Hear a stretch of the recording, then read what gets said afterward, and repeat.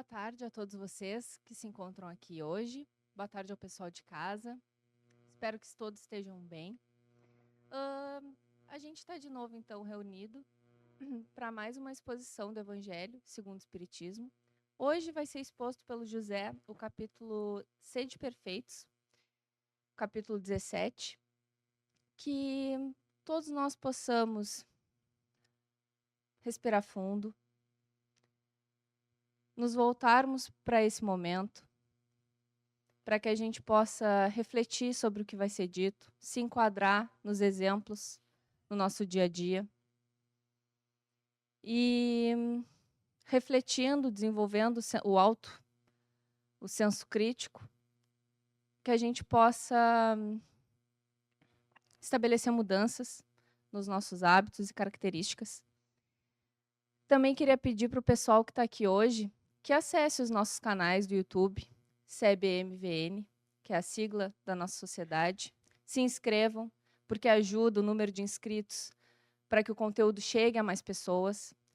E, da mesma forma, peço ao pessoal que nos assiste de forma remota que se inscreva, compartilhe o conteúdo, para que o conteúdo chegue cada vez mais a mais pessoas, porque a nossa sociedade precisa de um conteúdo que tenha mais discernimentos, esclarecimentos para tantos conflitos que a gente vive e a gente vê que acontecem, que existem na nossa sociedade.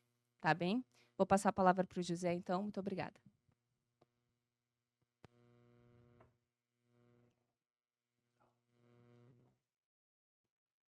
Boa tarde a todos vocês, né, que se encontram aqui, sejam vocês encarnados ou desencarnados, né, e ao pessoal que nos acompanha aí pela internet, em mais uma jornada, mais uma atividade de entendimento da vida, né. O capítulo de hoje tem por título o objetivo do processo evolutivo, enquanto ainda nós estamos nessa faixa evolutiva que se caracteriza por um processo de momentaneamente vinculado à forma, à matéria, e momentaneamente desencarnado, ou seja, desvinculado da matéria, mas aguardando um novo processo de vinculação à matéria. A gente vive esses ciclos alternativos até que se esgotem todas as possibilidades que esse método de gerar experiências concretas, positivas, reais, e que nos levam ao entendimento profundo das coisas, esgote as suas possibilidades. Então é dessa perfeição relativa que o capítulo fala.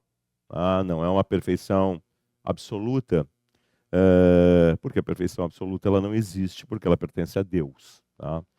Mas existe uma perfeição num nível bem mais amplo, que é aquela caracterizada pelo final da natureza do processo evolutivo, que são dos espíritos perfeitos, que já transcenderam essas faixas e esses aprendizados que nós ainda estamos vivendo.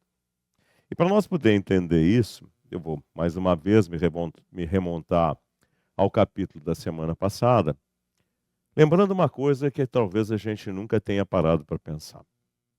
O título do capítulo da semana passada é Não é possível, né? Vou até pegar literalmente aqui, ó. Não se pode servir a Deus e a Mamon. Ou seja, a gente não pode ter uma relação. A palavra servidão vinha da escravidão, então da relação que era nutrida entre aquele que era o senhor e aquele que era o servo. Tá? E que a gente não pode ter essa relação, tinha que ser feito dessa maneira, porque o método utilizado à época da sociedade vivida em todos os povos, não somente a sociedade hebraica, tinha essas características, era uma característica de servidão. Então, quando ele falava isso para o hebreu entendia plenamente isso, a dedicação que ele deveria ter. Se nós trouxéssemos para o nosso tempo, para a nossa atualidade, que não existe mais essa servidão, mas existe uma devoção, uma busca, uma relação intensa, né? Não é possível que a gente tenha essa relação de devoção, de procura, né, enorme em duas coisas que têm naturezas completamente distintas. Porque uma é transitória, serve para gerar experiências que vão se transformando ao longo do tempo, a compreensão e a decorrência delas. E outra é um estado definitivo, que é o nosso estado fundamental, essencial, que é o estado espiritual. Então, quando nós estamos, para ficar mais claro assim, mortos da carne, ou seja, não estamos mais encarnados, quando nós estamos como espíritos, nós estamos muito mais próximos do nosso estado definitivo e real. Nós somos seres eminentemente espirituais. E para a gente entender o que significa o espiritual, já que dentro do próprio livro dos Espíritos, quando lá é perguntado, né, o que é o espírito, a resposta dos Espíritos é que não existe analogia aqui para nós que possa estabelecer uma compreensão mais profunda, mas fala que na realidade é uma coisa que não é material, mas tem que, por característica, a capacidade de ser inteligente, ou seja, de aprender e se desenvolver. E mais adiante ainda fala que nós somos seres que temos como estrutura fundamental o desenvolvimento da essência que nos caracteriza, que é a consciência. Então, um espírito é um ser consciencial, é um ser que desenvolve a capacidade de compreender profundamente. Nós somos arremetidos a compreender que a nossa natureza é desenvolvida através de quê? Dessa característica fundamental, que é a compreensão. Que o atributo para desenvolver isso é a inteligência. Não somente a inteligência intelectual, mas o que a inteligência intelectual leva, que é a inteligência emocional, sentimental, que na realidade é calcada nesse entendimento inicial, que o bruto não tem, mas que na realidade se aperfeiçoa, porque transcende a forma e chega na natureza das essências, que é o que nós somos. Nós somos sentimentos, nós somos pensamentos sentimentalizados, para ficar mais fácil da gente poder entender. Se vocês pegarem as referências evolutivas que nós tivemos, de todas as áreas e de todos os tipos, em degraus diferentes, evidentemente, Jesus sendo o modelo principal disso tudo, se nós olharmos a sua característica, transcendermos o corpo do homem encarnado, que representava a característica do domínio da experiência, que nos provava que era viável de ser vivido, se nós, além disso, olharmos o seu comportamento, fecharmos os olhos e nos lembrarmos de tudo que ele expressava, fazia e realizava, das suas emanações, dos atos, das relações que ele teve com a humanidade, nós vamos ver que essa é a essência fundamental da natureza do espírito. E para não chegar tão longe, para não dizer que é tão impossível assim, nós tivemos uma referência dentro do movimento espírita, que era o Chico Xavier. Tá? E que se tornou referência, como eu disse, extremamente respeitável pela natureza da sua maneira de ver. Ele não era um homem culto, não era um homem rico, mas era um homem diferenciado em função das suas características. Ele se dedicava e era o exemplo vivo de tudo aquilo. Então ali nós temos um ser encarnado que representa a espiritualização dentro desse modelo perfeito, aqui estabelecido nesse capítulo. Repetindo para vocês, dessa perfeição relativa. E notem que é uma perfeição realmente porque ele viveu bem, né, com todas as dificuldades que todos nós somos portadores. Ele teve doenças, ele teve incompreensões, ele não teve inicialmente uma família que o compreendia, que o sustentava. Ele sofreu conflitos no início da sua jornada, não compreendendo a própria mediunidade. Sofreu, quando criança, violentamente. Mas mesmo assim, com todas essas adversidades que deveriam existir para nos demonstrar de forma peremptória que as adversidades não justificam o desenvolvimento de determinados conflitos, explicam, mas não justificam. Porque se justificassem, ele deveria ser assim também. Mas ele não se tornou assim. E venceu todas essas adversidades, se tornando feliz e, mais do que isso, gerando felicidade. Então, esse é o modelo de perfeição relativa que nós buscamos para nós. Porque imagine o que é conseguir conviver com as adversidades da vida de forma plena, de forma equilibrada, sendo feliz, mas mais do que isso, gerando felicidade para todos os que têm contato conosco. O que que isso gera se todos os seres fossem assim? Uma sociedade perfeita. Então, uma sociedade justa, equilibrada, em que ninguém explora ninguém e que não há conflitos nos seres que a compõem. Ela é completamente harmônica. Então, é desse tipo de perfeição que Jesus está tratando aqui nesse capítulo. E que é contrário ao da semana passada. Por quê? Porque quando a gente se dedica essencialmente ao que é transitório, ao sensorial, né? Então notem que, para a gente entender, né, dentro do livro dos Espíritos, nos falam que o desenvolvimento do ser é feito numa sequência. Né? E inicialmente completamente fora da faixa humana ou faixa racional, dentro do nosso modelo aqui planetário, demonstrado através dos reinos que existem. E se a gente se der conta que a parte da sensibilidade, nesse elemento que vai se desenvolvendo, que vai aprendendo, né, é feita no reino vegetal, e é sensibilidade mesmo, porque simplesmente é a percepção das buscas das necessidades, no caso lá do reino vegetal, da luz e da água, que é essencial à sua sobrevivência. Mas ali naqueles rudimentos de sensibilidade é que a coisa vai avançar e vai se transformar em sensação, para que depois se enobreça e vire sentimento, e de sentimento vire amor. Então, se a gente parar para refletir e pensar que a coisa não começa no estado pleno, mas ela começa em rudimentos que se desenvolve, né? Evidentemente que a gente tem que avançar, a gente não pode ficar preso a determinada coisa, que é uma etapa. Então a sensação é uma etapa. E ela é embrutecida, né? Porque ela vem imediatamente após o desenvolvimento da sensibilidade, e que é uma etapa que o ser não tem nem capacidade de ter um mínimo de desenvolvimento de um início de uma consciência de si mesmo. Que é lá no reino vegetal. Não tem cérebro, não tem nada. O movimento é automático. É de fora para dentro. É a vida, a providência divina que, suprindo as necessidades, estabelece isso.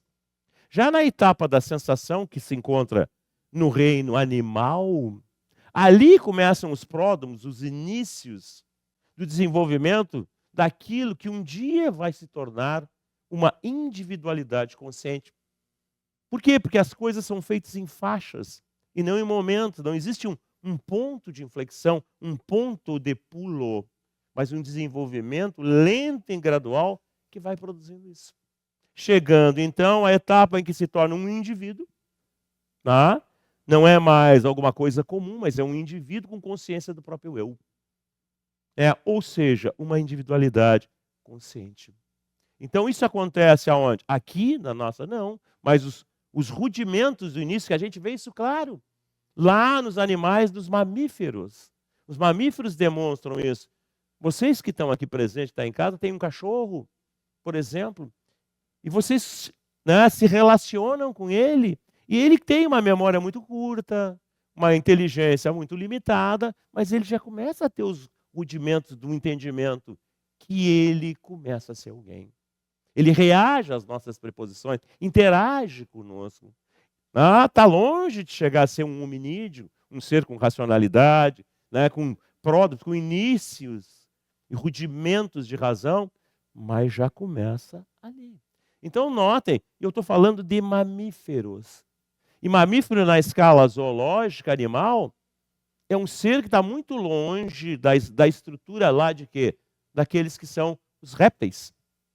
Que é onde começa tudo isso, onde começa a aparecer as primeiras células, chamadas células R, que vão desenvolver, que no futuro vai ser o cérebro. Começa com um cerebelo. A ciência tudo estuda tudo isso. Mas vocês notam que os répteis são brutos. Já o mamífero é afetivo, é desenvolvido. Olhem como se comporta um golfinho, um cavalo, estou falando dos mamíferos superiores. Então notem, né, que o primitivismo e a violência vai sendo substituído pelo desenvolvimento disso que inicialmente foi uma sensibilidade, virou uma sensação para começar no futuro a chegar na área sentimental. E essa área sentimental vai se desenvolver, né, vai se desprender desse medo, dessa fixação em si mesmo, pelo medo, pelo primitivismo, e vai se abrir. E quando se abrir, vai começar a conquistar a si mesmo, porque vai vencer os seus fantasmas, e vai conquistar o todo, e vai se irmanar ao todo, como muito bem dizia São Francisco. Então a ideia aqui contida é dessa ordem. Né? Jesus vai falar disso. Vocês vão ver, eu vou ler a parábola para vocês, a primeira, e ele vai falar exatamente da demonstração da brutalidade, da fixação de si mesmo, do medo. Né? Que é a agressividade mais primitiva que a gente tem. Aquela coisa de querer dominar, né? E a gente tende a querer dominar para não ser ameaçado. A gente sufoca os outros porque a gente tem um sufoco de insegurança dentro da gente. E a gente faz isso. E gera uma sociedade conflituada, porque nós somos conflituados. E os demais membros também são. Então, aqueles que não são assim, e que são os exemplos vivos dessa possibilidade, porque já estão em estágios evolutivos mais avançados que o nosso, já passaram por isso, vêm aqui para nos demonstrar essa realidade, é que são os exemplos, como eu citei o Chico Xavier, da validade de todos esses conceitos. Mas então vamos ver de onde sai isso e o que está escrito aqui. Isso está lá em Mateus, capítulo 5, versículos de 44 a 48. Primeira citação, primeira frase válida até hoje, extremamente difícil da grande maioria compreender e, consequentemente, aceitar. Eu estou falando para a grande maioria, inclusive para os que estão dentro do centro espírita. Tá? Porque ela se alicerça nessa fixação que nós temos em nós mesmos, filho do medo. Né? E que a gente conhece o nome de uma palavra que é egoísmo. Lembrando que egoísmo é um muro enorme que nós colocamos na nossa volta e nos tornamos prisioneiros dentro dele. Nós ficamos com as nossas ideias, com os nossos valores, mas lembre-se, estamos sozinhos. E ninguém se realiza sozinho. Isso é fácil de entender. Então, a primeira frase colocada por Jesus: amai. Olhem bem, amar é ter uma ação de bem-querência profunda. Amai os vossos inimigos. E a gente diz, mas isso é impossível. Não é. Porque o inimigo, ele nasce da ideia da defesa exclusiva do nosso ponto de vista, das nossas coisas. Como eu disse, é muito egoísta, é centralizado nas nossas ideias. Só a nossa ideia é válida, só o nosso ponto de vista é válido. E qualquer coisa que seja nos dita, feita ou estabelecida contrária ao nosso ponto de vista, nos atinge. E quando nos atinge, revela a nossa natureza. Porque a gente reage de forma primitiva. Então, aquele rompante, né, que é deflagrado naquele momento, produz em nós o quê? Um tremendo de uma explosão interna. E que isso afeta o nosso organismo, o nosso psiquismo, o nosso equilíbrio mental, o nosso equilíbrio espiritual, tudo. Então, o primeiro e grande prejudicado sou eu. E o que isso nos revela? Que eu sou primitivo. Não há dúvida a respeito disso.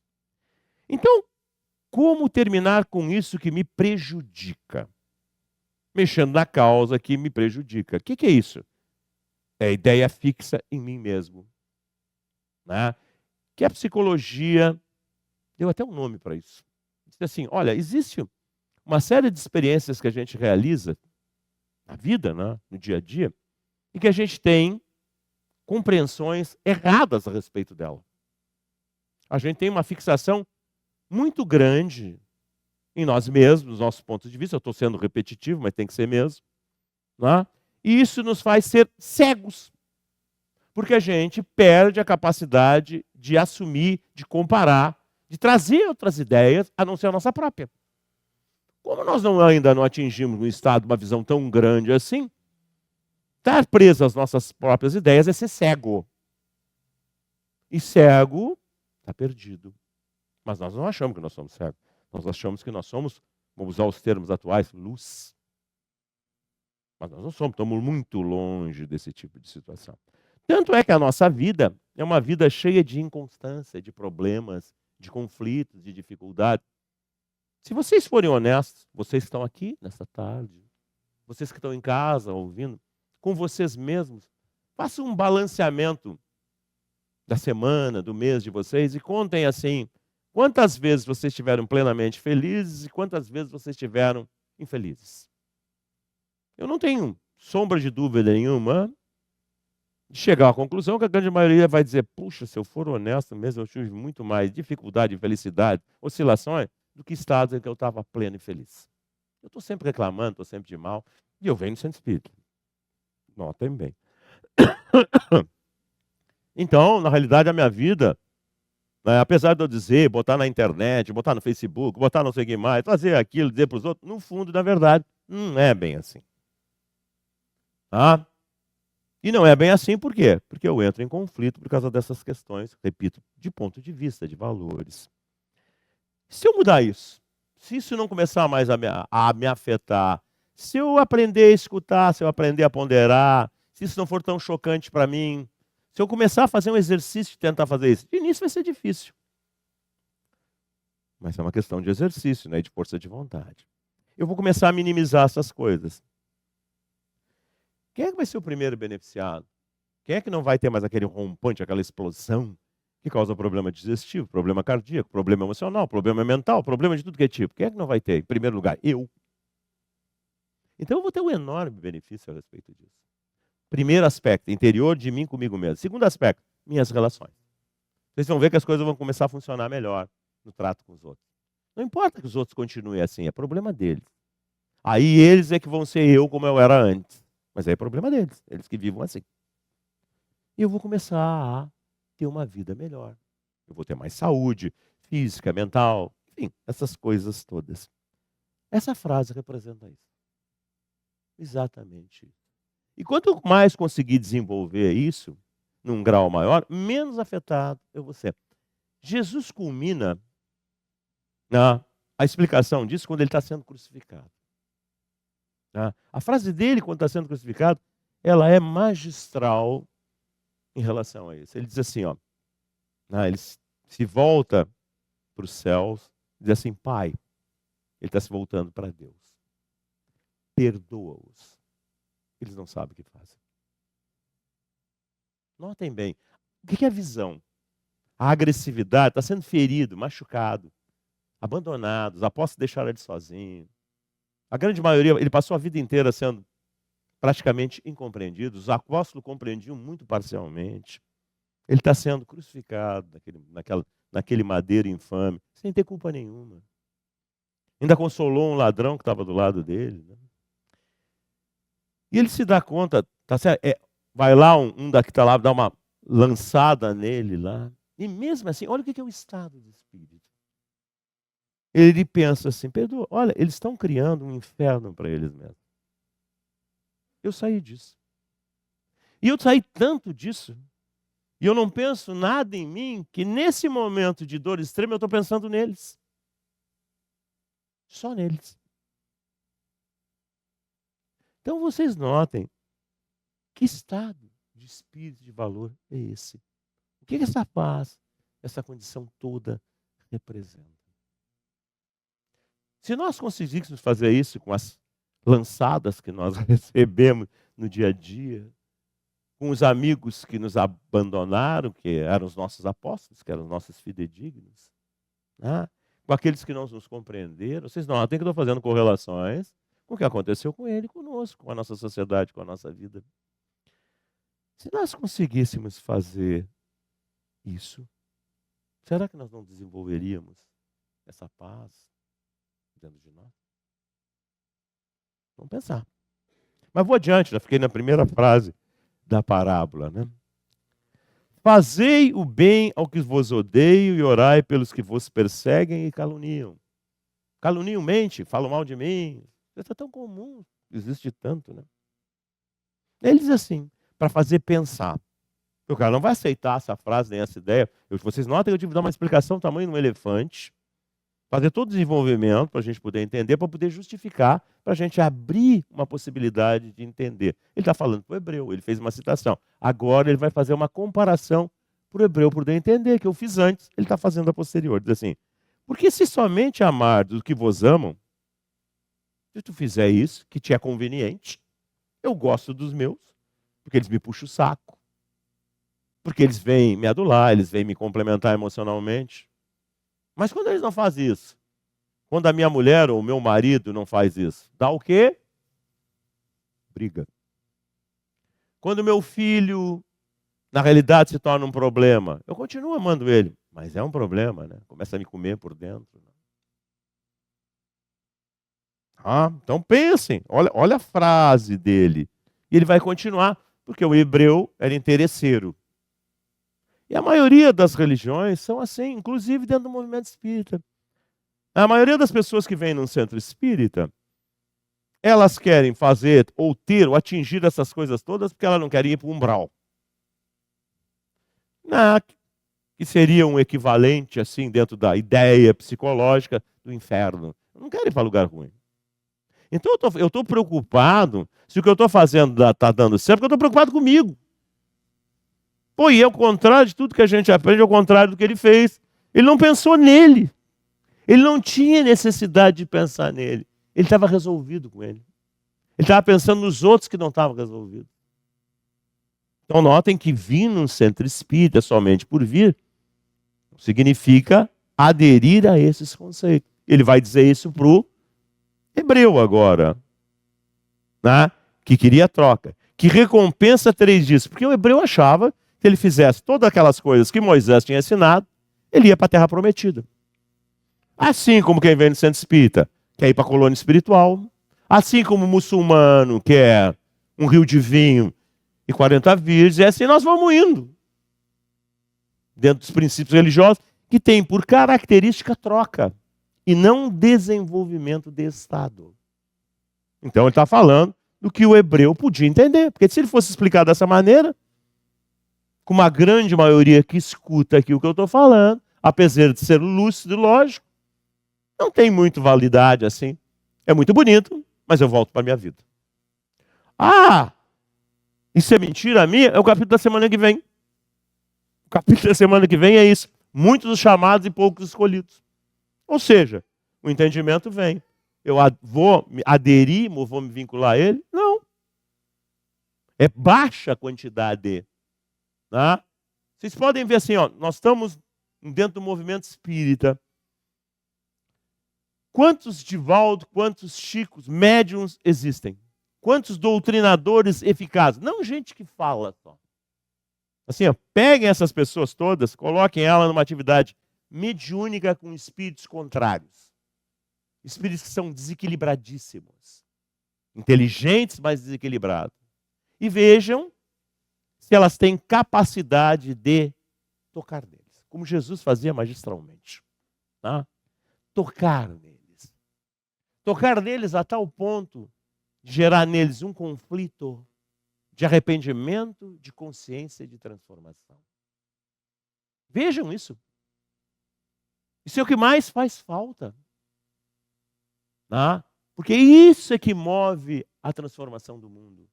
É o que Jesus fazia magistralmente. E todo mundo ficava acanhado quando via isso. Por que ficava acanhado? Porque gostaria de ter e ser tudo aquilo. Mas como foi dito na semana passada, queriam ainda continuar presos ao mundo. E ele definiu, meu reino não é desse mundo. Meus valores, meus princípios, não é de egoísmo, de fixação em si próprio, dessas coisas todas. Espiritualização é isso. Vocês têm que entender. Isso é que é espiritualização. É a transformação dessas estruturas profundas internas de forma definitiva. Que vai, na realidade, quando um ser que tem esses estágios encarnar, ter um comportamento ímpar, desprendido dessas coisas todas. E nós temos tantos, São Francisco e tantos outros. Né? Mas indo adiante, então. Não fazem assim também os publicanos? Por que ele está fazendo isso? Porque o hebreu tinha horror de publicano. Publicano era coletor de impostos, normalmente corrupto. Olhem o que nós estamos vivendo agora, né? A grande parte da população do Brasil tem ódio da corrupção por todos os malefícios que ela produz. É um equivalente. Essas criaturas que representam a corrupção, o roubo, que faz com que os hospitais não tenham o que tem que ter, que a cesta básica seja cara e não possa ser atingido. Essas coisas todas que nós estamos vivendo, que nos afetam e que geram ojeriza ao longo do tempo, o hebreu também tinha. Quem era o agente disso? O publicano. Se comparado com alguém desse tipo, é nivelar por baixo. Então ele está dizendo, mas os caras que são errados assim, como hoje em dia, os caras que roubam lá, que fazem corrupção, eles roubam para quê?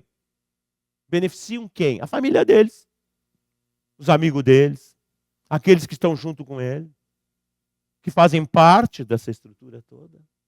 Então, não, passaram 2000 anos, mas a realidade ainda é a mesma. Então, o cara rouba e usa para os seus, ele beneficia os seus. Tu está achando que tu é melhor, mas tu também não está fazendo as mesmas coisas somente para os teus? Aí tu diz, eu não faço isso. Será? Se unicamente saudados os vossos irmãos, aqueles que estão em relação contigo, que fazeis mais do que isso do que os outros? Não fazem os mesmos pagãos? O hebreu, que era extremamente religioso, era o principal fundamento da sua vida. Novamente, nota que ele tá mexendo nas feridas. Ele está indo lá e diz assim, ó, aqui que tu acha que tu tem, que tu é, tu acha que tu tem, que tu é.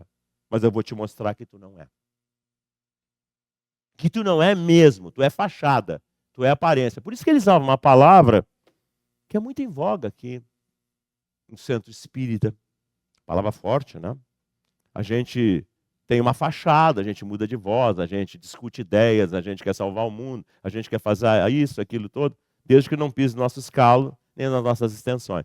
Ele chamava pessoas que eram assim, que aparentavam que não eram, de hipócritas. Ou seja, a hipocrisia é, na realidade, uma forma afetada para dissimular o próprio interior, que é pobre. Então a gente pode compensar isso com educação, por contenção.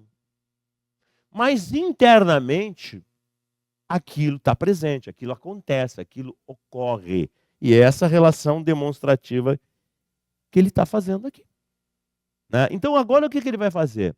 Ele vai fazer uma comparação dos mecanismos da vida. A vida não faz sectarismo. A vida não favorece A em detrimento de B. Vou usar um jargão. O sol nasce, a chuva vem, igual para todos.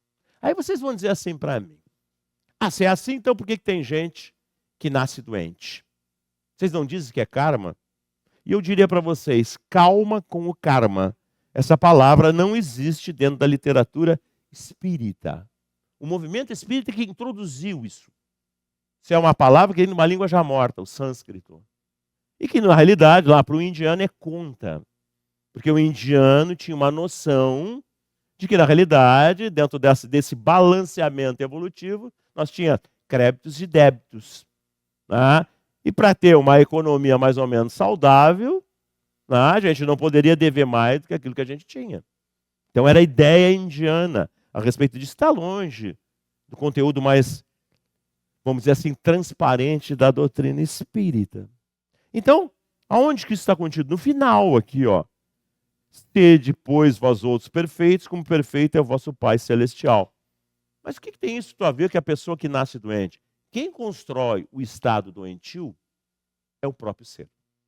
A lei divina não é punitiva. Jesus definiu isso muito bem, dizendo que será sempre a cada um segundo suas obras. Eu crio o estado, mantenho e defino quando ele termina. Porque eu faço escolhas. Então, se eu ficar fixado em uma coisa que fica me martirizando por dentro durante muito tempo, todos vocês conhecem isso. Tem nomes agora, né? Sempre tiveram. A gente vai mudando os nomes durante a trajetória da compreensão das coisas. Né? Estresse, tensão, nervosismo, síndrome de pânico, Alzheimer. Pô, mas isso não é... Mas por que essas coisas todas se desenvolvem? Quais as características delas? Vamos começar a pensar nessas coisas todas. Né? Doenças autoimunes. Se a gente começar a pensar, né, no mecanismo dessas coisas todas, qual a origem deles? Por que eles acontecem? Por que uma criança nasce completamente afetada?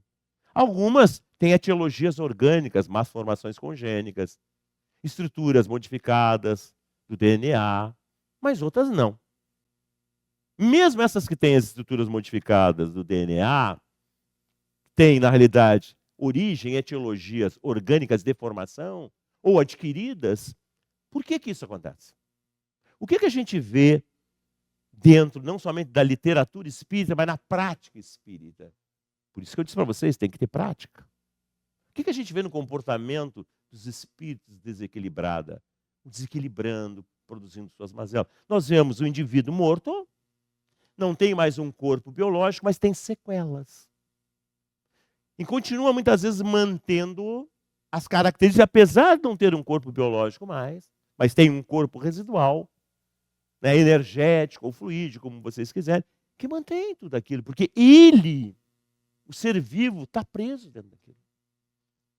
E a gente trabalha nessas coisas todas. E quando não das fixações psicológicas, emocionais, e que renascem com a criatura que vai para um novo corpo e projeta sobre esse novo corpo, na formação, na estruturação e no desenvolvimento daquelas células que são criadas lá e que são transmitidas, impulsionadas para a formação desse novo corpo, que não tem característica inicial nenhuma, se chama célula-tronco, mas que vão sofrendo modificações de especializações quando vão para determinado lugar. E muitas vezes, nesses zoneamentos de conflito, existem mutações ou modificações, criando alterações genéticas, de má formação congênita, ou quando não, na manifestação da célula essencial, que é o psiquismo. E aí nós vamos começar a entender. Vocês inicialmente viram fazer uma série de citações. Disseram, não, mas não pode ser assim. Mas pode sim. Claro que pode. Ah, porque senão nós não iríamos entender por que existem determinados mecanismos. O que diferencia um ter e outro não ter? Por que a herança genética funciona dessa maneira? Por que ela é seletiva num processo automático? Então, a ciência estuda essas coisas? Estuda. Não dessa maneira, mas estuda. E lento e gradualmente nós vamos nos aproximando e compreendendo dessas coisas todas. Repito para vocês, olha, semana que vem vai cair isso de novo. Tá? Ele disse isso em uma outra passagem, disse assim, ó, a quem muito foi dado, que é a oportunidade que todos nós estamos tendo agora, nesse momento do planeta, nós atingimos um nível de capacidade de pensar e de compreender enorme. Todos vocês que estão me escutando aqui hoje, aqui presente, e quem está me escutando pela internet, está entendendo o que eu estou falando. Não é uma coisa que seja difícil de entender, dá de entender. No momento que dá de entender, a gente deve começar a pensar e levar mais a sério. Parar para pensar e comparar com a vida. Não vamos deixar para pensar nisso quando nós recebemos um cartão amarelo. O que é o cartão amarelo? Estou doente. Descobri que estou doente. E descobri que tenho chance de morrer. Aí não adianta mais. Aí o tempo é pouco, é curto, eu vou estar num estado de pressão, vou querer fazer que nem um hebreu por troca, não vai funcionar, porque não vai ter desenvolvimento interno. O estado não vai ser atingido. E eu vou para o pós-morte cheio de nervosismo, cheio de conflito, cheio de dor, cheio de fixação, que é o que a gente vê no fenômeno mediúnico. Então a gente tem que fazer não por troca, mas por entendimento e valorização. Por quê? Porque aí vai ser verdadeiro. Vai ficar definitivamente em nós. Mas como o tempo é curto, eu vou passar diretamente para outra, que é grande para chuchu, né? Que é a parábola do semeador. Lembrando que nesse capítulo aqui é que fala dos bons espíritas, tá? Abrindo só um parente. Se ele faz uma citação de bons espíritas, é porque existe espíritas que não são tão bons assim. E que dentro da doutrina são classificados como espíritas imperfeitos. Na conclusão do Livro dos Espíritos, tem um estudo feito pelo Allan Kardec a respeito disso. Procurem lá que vocês vão encontrar. Onde ele fala muito a respeito disso. Então, existem dentro do movimento espírita criaturas que não vivenciam o conteúdo doutrinário? Existem. São os imperfeitos. Os que vivenciam isso são os bons espíritas. Ok? Então, parábola de semeador. Naquele mesmo dia, tendo saído de casa, Jesus sentou-se à borda do mar, em torno dele logo se reuniu uma grande multidão de gente. Pelo que entrou numa barca, subiu para poder ser visto, onde sentou-se, permanecendo à margem de todo o povo. Disse-lhe então muitas coisas por parábola, falando assim. Mais uma vez, ele foi ensinar. Aquele que semeia saiu para semear. O hebreu sabia, levantava de manhã e ia semear. O que ele vai fazer? Ele vai descrever agora. E semeando uma parte da semente, caiu ao longo do caminho, os pássaros dos céus vieram e a comeram. Outra parte caiu em lugares pedregosos, onde não havia muita terra. As sementes logo brotaram, porque carecia de profundidade, a terra onde haviam caído. Mas levantando-se o sol, as queimou, e como não tinham raízes, secaram. Ele está descrevendo o cara que planta e as várias situações que acontecem durante o que está plantando. Ele vai fazer uma comparação com o desenvolvimento do espírito imortal dentro do tempo. Ele vai mostrar como as pessoas se relacionam com as coisas. É isso que ele vai fazer. Na segunda parte, ele vai explicar. Então, diz assim, ó. Outra parte caiu entre os espinheiros, estes crescendo as abafaram. Outra finalmente caiu em terra boa e produziu frutos, dando algumas sementes. Olhem bem, 100 por 1, 100% de aproveitamento. 60 e outras 30, 60% e 30%. Ouça quem tem ouvido de ouvir. A explicação, porque o tempo é curto. Escutai, pois, vós outros, a parábola do semeador. Quem quer que escuta a palavra do reino e não lhe dá atenção, que escuta essas coisas todas, como nós estamos falando aqui, e diz, tá, é muito bonito, mas eu vou viver a minha vida. Vem um espírito maligno. O que é um espírito maligno? Um influenciador espiritual que encontra receptividade dentro do meu coração, das minhas características. Se vier uma influência aqui e me dizer, olha, tu não dá bola para isso, mas eu estou pensando, não, mas tem sentido. Eu nem vou escutar o cara. Ou vou registrar uma coisa que é contrária, mas vou dizer, não, tem sentido, por que eu vou seguir numa outra direção? Já vamos começar a pensar nisso aí. Então, influenciação de espíritos funciona a partir de quê? De receptividade, de características equivalentes. Então a gente vem no centro espírita, faz trabalho, traz o fulano, porque o fulano está com problema. Se o fulano não mudar, ele vai continuar com o problema. Porque o problema é quem cria e mantém ele. E o problema é a solução para o problema dele. Porque já dizia minha mãe, e é verdade, a dor ensina a gemer. Então, às vezes, a melhor solução é a dor, né? Que gera conscientização. Mas indo adiante. Esse é o que recebeu a semente ao longo do caminho, que é ao longo da vida. Aquele que recebe a semente em meio das pedras é o que escuta a palavra, que recebe com alegria no primeiro momento. A grande maioria que chega no centro espírita, euforia. Está dentro da vida, dentro da dificuldade, recebe aquilo. É muito bonito, é lindo, é uma explicação que nunca se teve oportunidade de ter sobre todas as coisas. O início é uma coisa que nos impulsiona. Aí o que acontece? A gente vai voltar para a vida. Não pode mais ser o mesmo, mas gosta da maneira de ser. Acha que é válido. O que vai acontecer?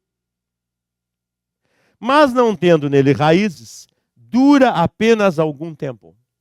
Em sobrevindo revés e perfecções por causa da palavra, o que é isso? Acontece muito dentro do movimento enorme. Né? A gente aprende, mas leva a nossa vida de uma outra maneira, educa os nossos filhos de uma outra maneira, se é de uma outra maneira, avessa a todos os princípios que a gente aprende logicamente aqui. O que a gente faz se não se transformar, volta para a vida? Tá? Então, vamos adiante então. Então, sobrevindo revés, perseguições da palavra, tira ele daí motivo de escândalo e de queda. Se escandaliza, é muita exigência, não é verdadeiro, não precisa ser assim. E em seguida, vai para a vida e cai. Olhem, estou lendo para vocês. Hein?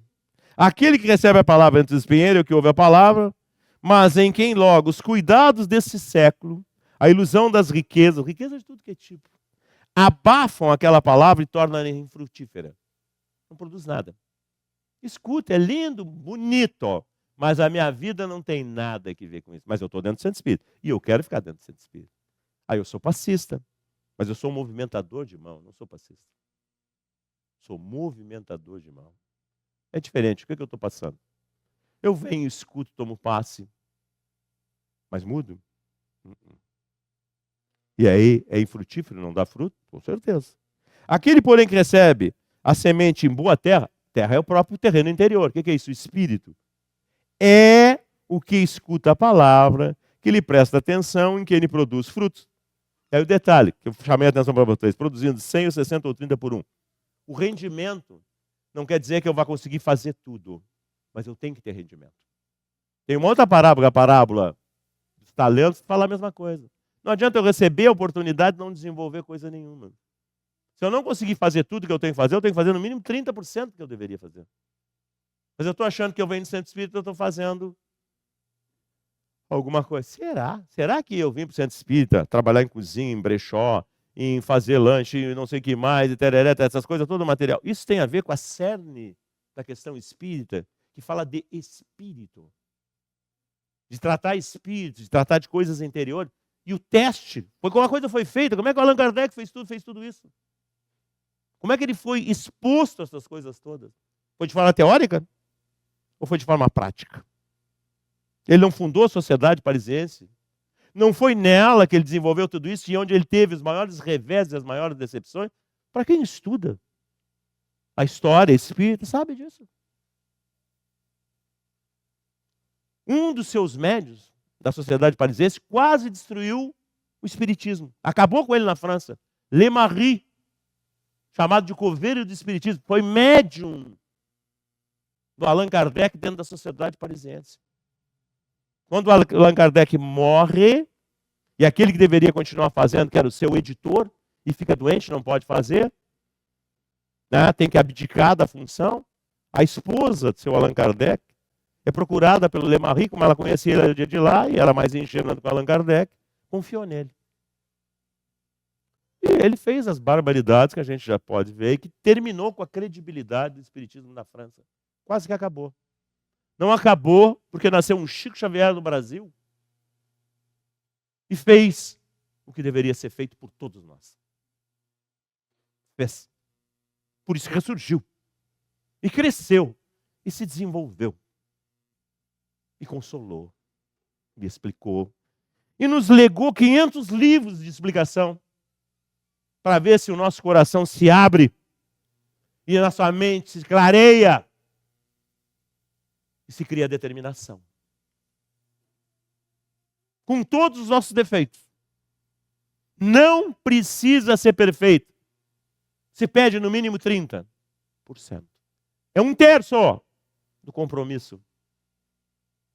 1/3 do compromisso. Nós deveríamos pensar seriamente sobre tudo isso.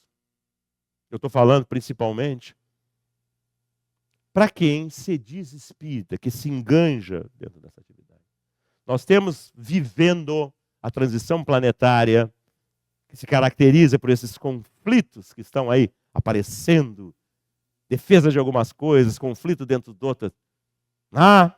Tudo isso vai matar as ilusões, as dúvidas que a gente tem. Hoje, o que é politicamente correto, talvez daqui a 30 anos a gente vai se dar conta que não era, estava completamente enganado.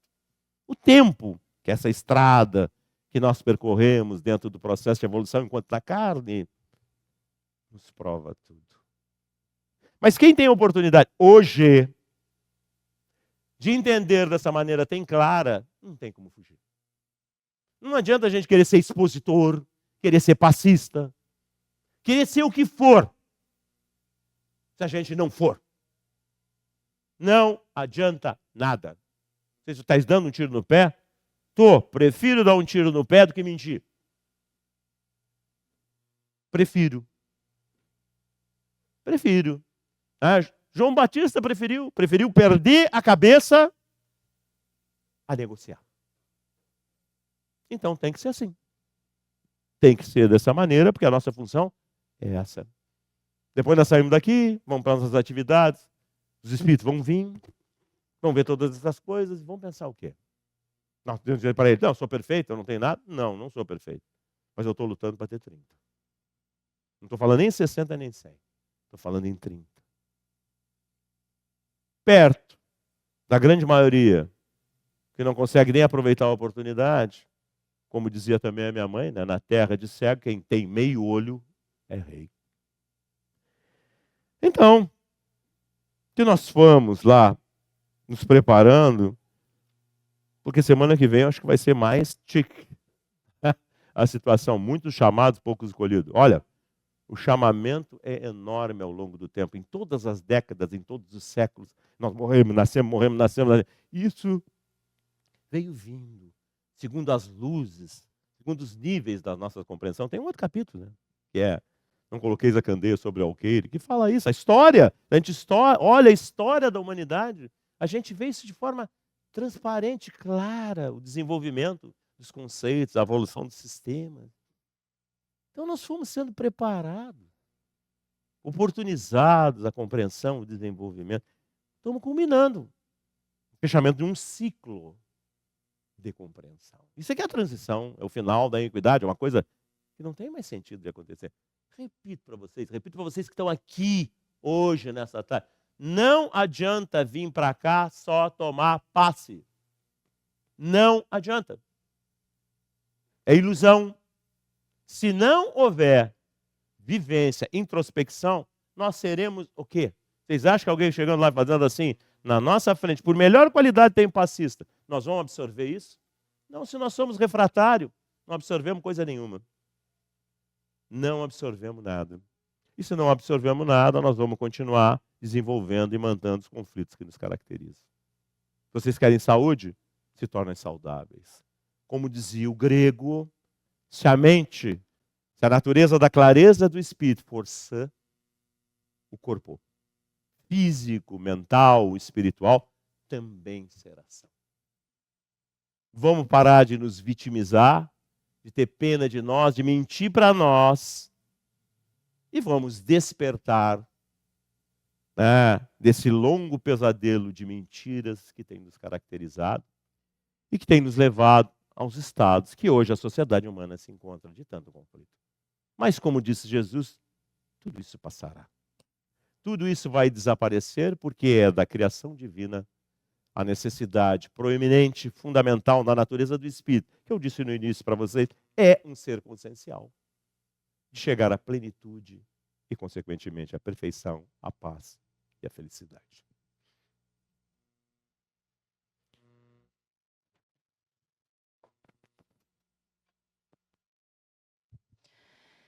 Então, a gente se despede de vocês de casa, desejando uma boa tarde e que sigam refletindo em tudo que foi dito. E até a próxima atividade.